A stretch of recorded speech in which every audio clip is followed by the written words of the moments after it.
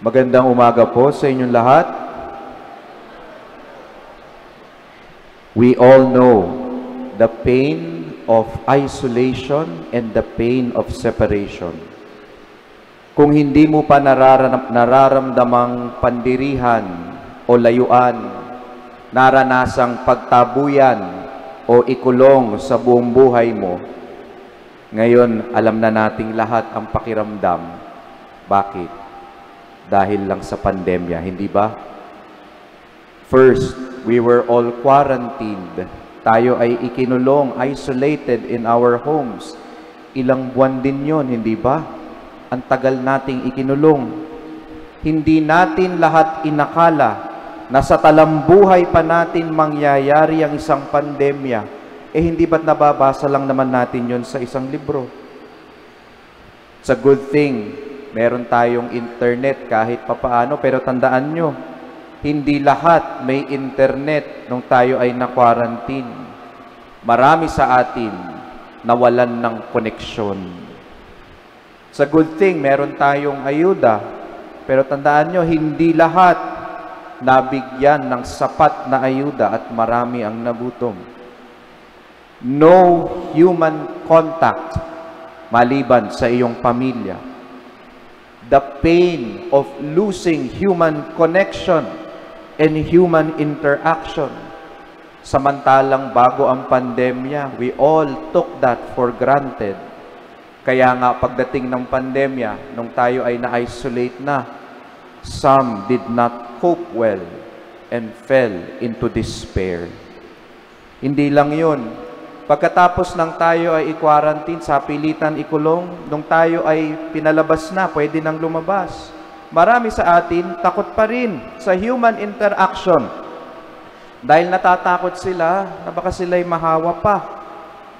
Naalala nyo, pagkatapos nung tayo pinayagan lumabas, umubo ka lang ng konti, ang sama na ng tingin sa iyo. Hindi ba? Kaya nung pandemya at pagkatapos nung pinayagan tayong lumabas, ang hirap masamid.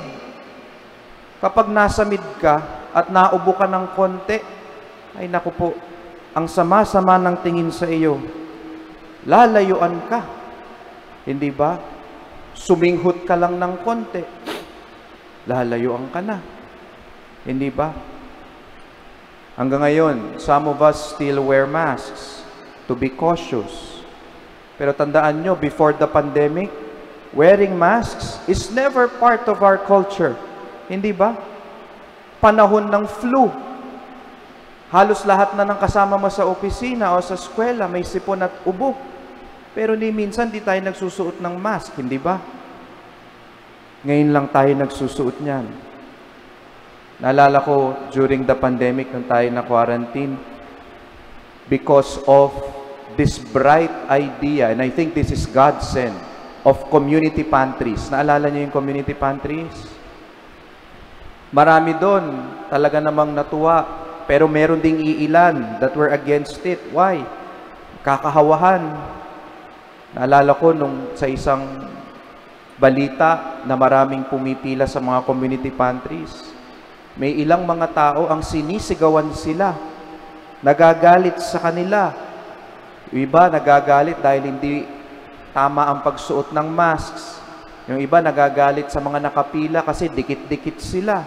Yung iba siguro sinisigawan sila dahil lumabas sila ng bahay para pumila. But can we blame these people lining up? Nagugutom sila. Kung hindi sila mamamatay sa virus, abay mamamatay sila sa gutom. But some could not care less. Ang gusto nila, isolate, separate.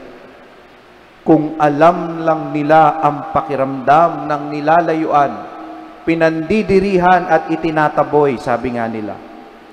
Ngayon, alam na po nating lahat ang pakiramdam. But just imagine the lepers, ang mga ketongin. In our readings today, sila yung tunay na kawawa. Marumi. Marumi. In our first reading, kapag merong kang pamamaga sa balat, skin sores, kahit hindi ketong pero mukha lang ketong, ay kailangan mo magpakita sa isang pari para ipatingin yan. Doon pa lang, pandidirihan ka na. May stigma na.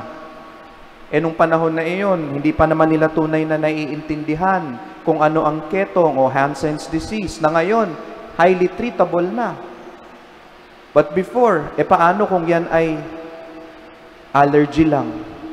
Paano kung yun ay dermatitis, seborrhea, psoriasis, o kaya tigyawat lang nung panahon na iyon? Abay, baka pandirihan ka na. Ang masaklap, kapag ikaw ay nasabihan, oo, may ketong ka, it's like a death sentence. At merong prescribed para sa iyo.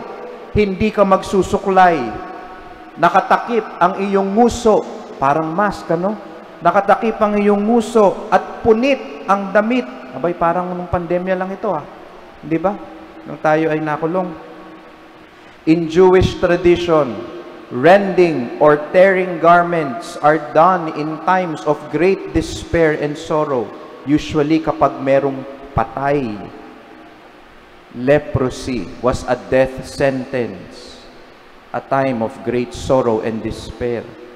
Nilalayuan, pinandidirihan, at tinataboy pa. This is even worse than death. Buhay ka pa, you are separated from the people. Thrown outside the camp, at dun ka lang pwedeng tumira.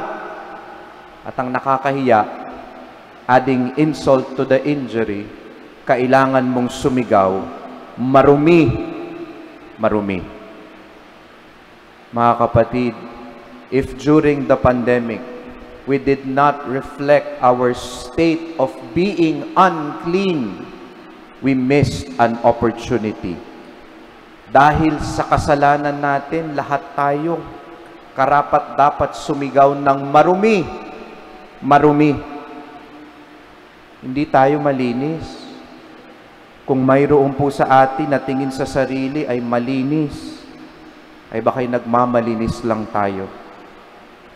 Because of our hard-headedness and disobedience, we deserve to be thrown out, excluded and isolated. Why? Because our sins are our own punishment. But let us be like the leper in our gospel na lumapit kay Jesus, na nikluhod at nagmakaawa. If you wish, you can make me clean. Kung ibig po ninyo'y mapagagaling ninyo ako. If it's your will, O Lord.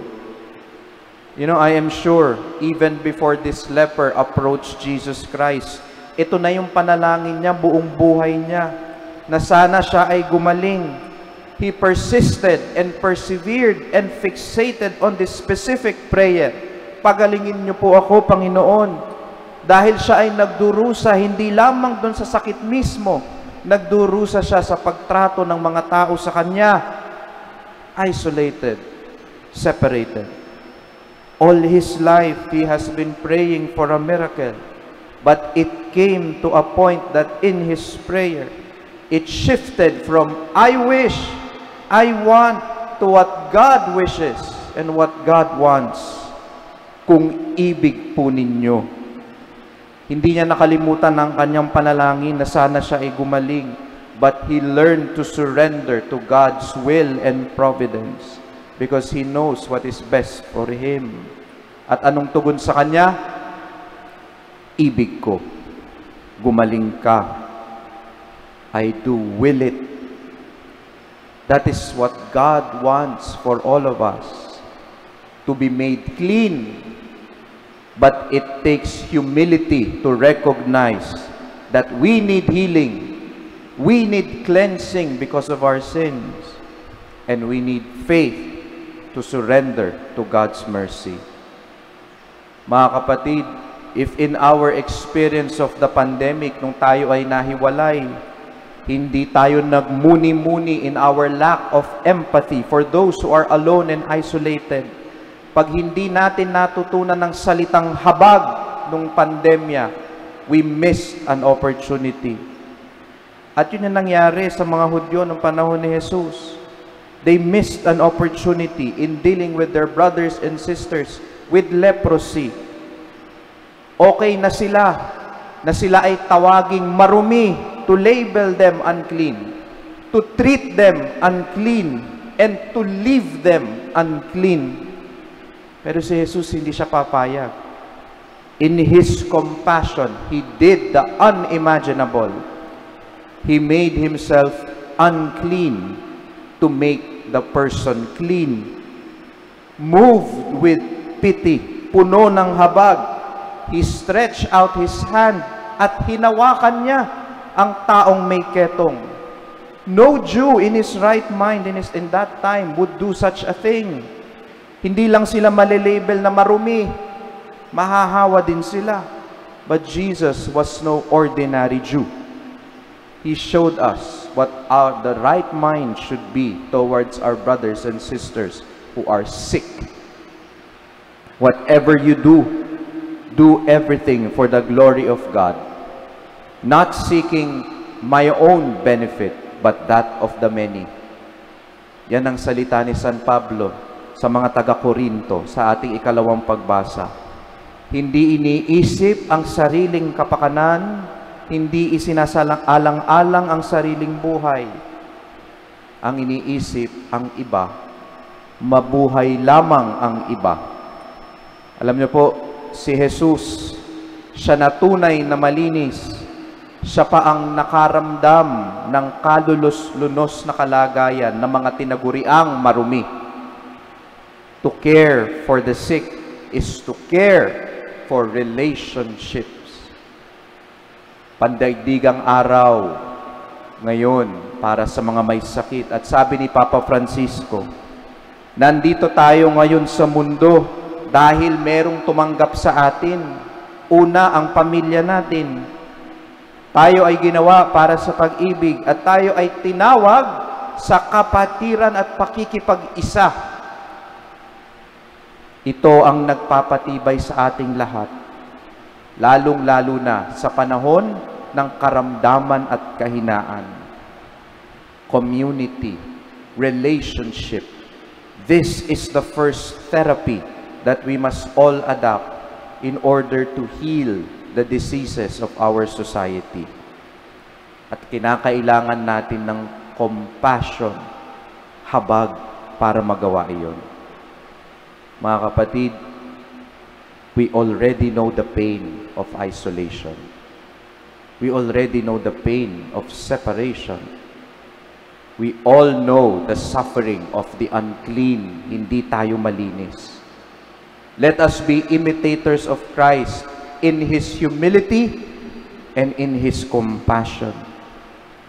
Post-pandemic, moving forward, bilang mga Kristiyano, let humility and compassion be our new normal.